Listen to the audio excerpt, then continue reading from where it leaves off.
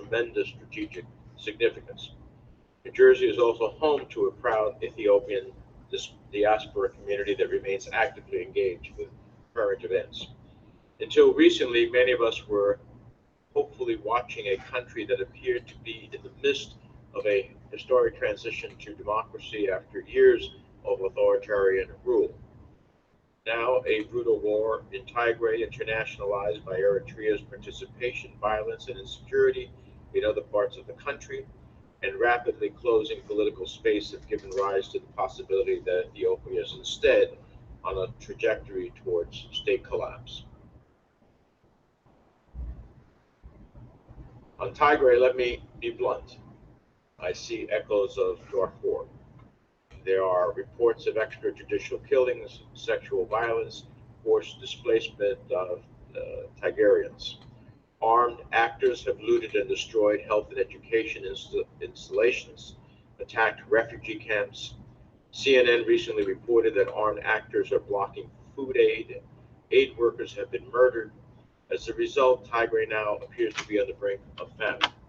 All sides are guilty of abuses, but the fragmentary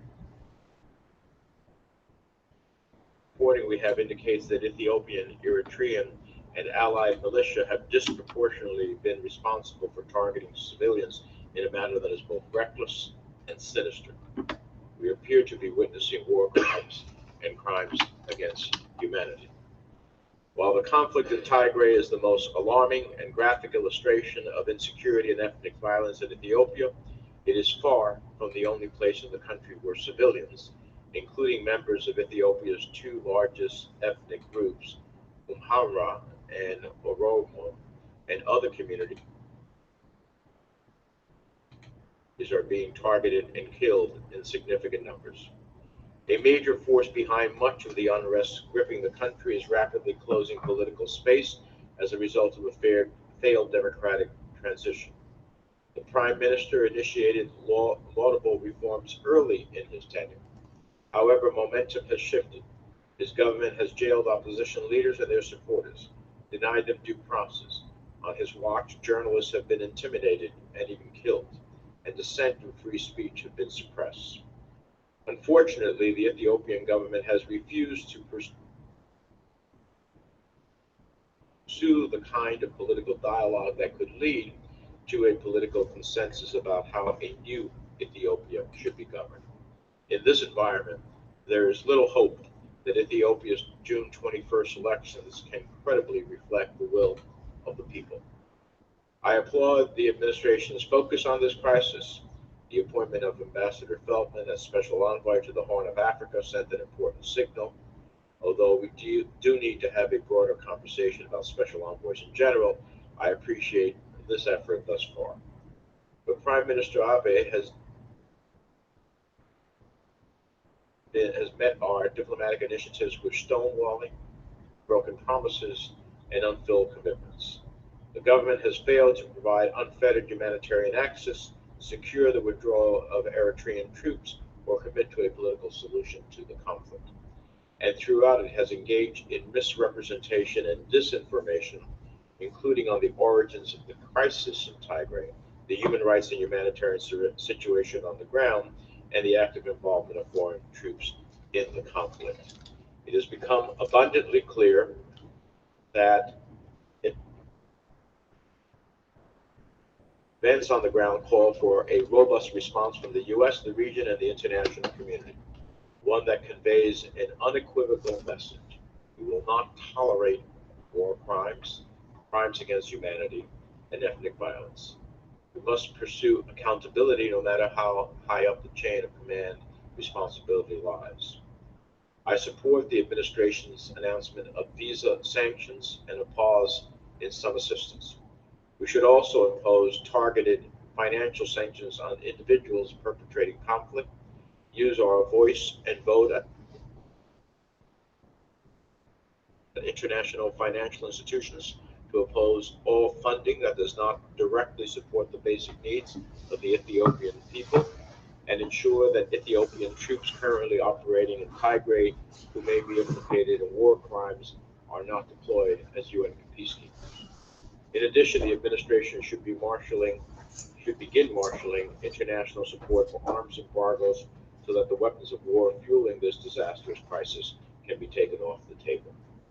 We have strategic interests in partnership with Ethiopia, and its leaders will not be pleased by these actions. But the pursuit of our strategic interests at the expense of the Ethiopian people flies in the face of core American values and is ultimately unsustainable. With that, let me turn to the distinguished ranking member, Senator Risch, for his statement. Thank you, Mr. Chairman. Ethiopia is a vital and strategic security, economic, and regional partner whose relationship did improve significantly with the United States under Prime Minister Abiy's government. The historical political transition in 2018 that ushered Abiy into power was initially met with great optimism, not just from the United States, but also the world. The promise for Ethiopia's democratic transition is still possible, but recent events in both Ethiopia and the wider region, as well as global challenges like the COVID-19 pandemic and the resulting economic shocks, have complicated Ethiopia's journey. In particular, the ongoing war in Tigray, which began last November, has not just eroded U.S. optimism in Ethiopia's democratic future, but has instilled deep concerns that Ethiopia's economic and political transition is not for every Ethiopian. This war and its aftershocks have exposed deep divisions in Ethiopian society, and worse, has reignited possibilities of our greatest fears for this vital country anchoring the Horn of Africa region. I'm horrified by what we are witnessing in Tigray, a war that was initially termed by the Ethiopian government as a law enforcement operation.